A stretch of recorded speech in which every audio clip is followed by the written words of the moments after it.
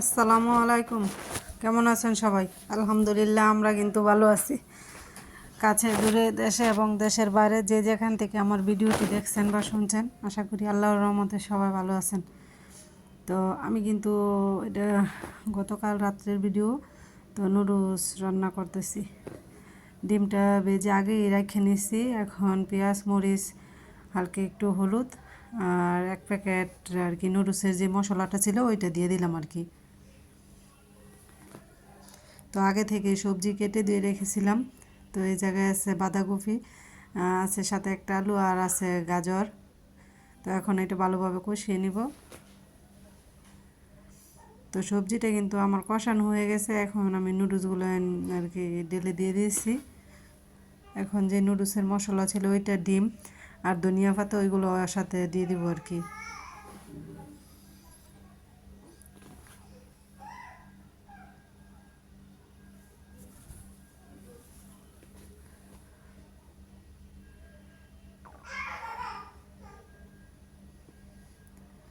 তো যারা যারা আমার ভিডিও দেখা শুরু করেছেন, প্লিজ একটা লাইক দিয়ে দিবেন।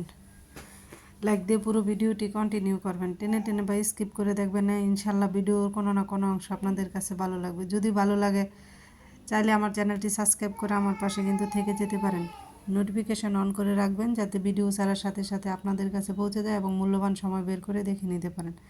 আর যারা এই কাজটি করে নিয়েছেন তাদেরকে অসংখ্য ধন্যবাদ। তো মা মেয়েদের নুডলস রান্না খাওয়া শেষ। খাওয়ার পর কিন্তু আমি একটু প্লেট চামচগুলো ধুয়ে রাখতেছি, কারণ সাথে সাথে না ধুয়ে রাখলে কি হয় আর কি, মনে হয় যে একটু হলুদ হলুদ ভাব চলে আসে। সেজন্য খাওয়ার সাথে সাথেই পরিষ্কার করে রাখতেছি।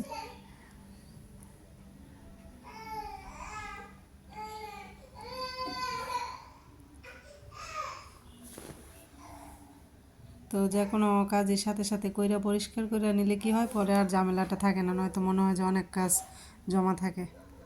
তো অনেক দিন ধরেই বলতেছিলাম যে আর কি দুধ চিতই পিঠা বা ভিজাল পিঠা যেটা বলে আর কি আমগো এলাকায় ওইটা খাবো, কিন্তু গ্যাসের জন্য খাইতেছিলাম না।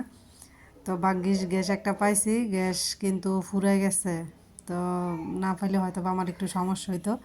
তো এদিক দিয়ে পিঠার চাউলটা কিন্তু আমি মাইপে নিতেছি আর কি, ভিজাইয়া পানি দিয়ে রাখে দিব, যেহেতু আমি ব্লেন্ডারে গোলাটা করবো আর কি চিতই পিঠার।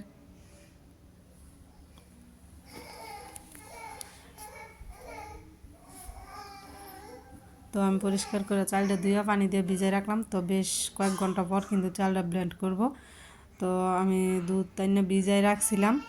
তো দুধ তাও পুরোপুরি কিন্তু গলে নাই।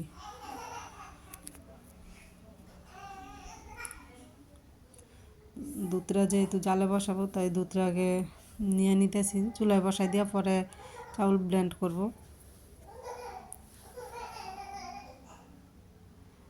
আর মিঠাইগুলো কিন্তু আমার ফ্রিজে রাখা ছিল, এখন বের করছি। ফুটা দিয়া ভালোভাবে সেচ্ছা আর কি গুঁড়া করে তারপর আর কি একটু পানি দিয়ে করব। তো মিঠাইগুলো ছিটটা পড়ে যাইতেছে, এবার একটু কাগজের উপর নিয়ে নিলাম যাতে ছিটটা না পড়ে।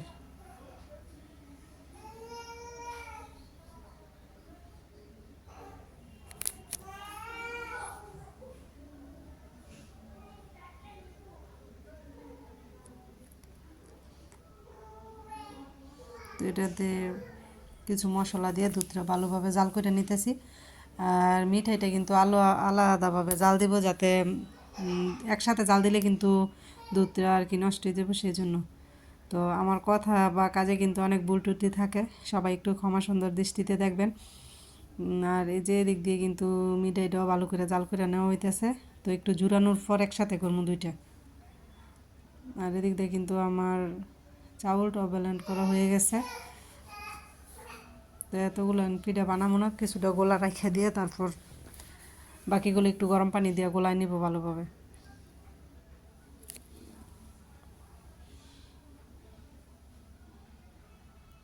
তো মিঠাই কিন্তু জাল করে রেখে দিয়েছি, খেজুরের গুড় দিয়ে যে কোনো কিছু করলেই খুব সুন্দর গন্ধ বের হয় আর খাইতেও ভালো লাগে। আমি কিন্তু খেজুরের গুড় ছাড়া অন্য যে আখের গুড়টা আছে ওই গুড়টা কিন্তু আমি কোনো সময় আনি না বা খাই না, আমার ভালো লাগে না বললেই চলে। তো খেজুরের গুড়টাই বেশি করে আনা হয়, খাওয়া হয়।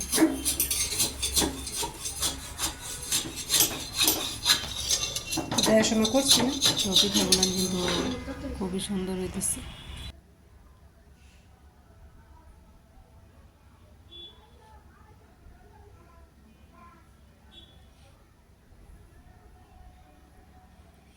তো এই তো এটা কিন্তু পরের দিন সকালবেলা এই যে পিঠাগুলো কিন্তু খুবই সুন্দর হয়েছে। পিঠা কিন্তু সফট হয়েছে, পিঠার ভিতরে দুধ নারকেল সবই ঢুকছে, কিন্তু আছে না যে একটা খোলা যায় তুলতে লইলে ভাঙে যায়, এরকমটা হয় নাই, খুবই সুন্দর হয়েছিল।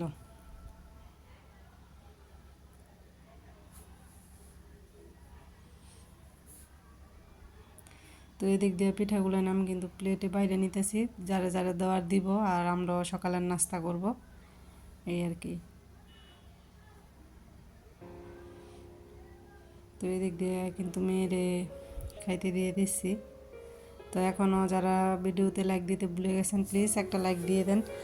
আর এই যে এদিক দিয়ে কিন্তু প্লেটের মধ্যে আমি নিয়ে নিছি আর কি, বাড়ির অন্য সদস্যকেও দিব, ওইটা রেডি করে নিলাম আর কি।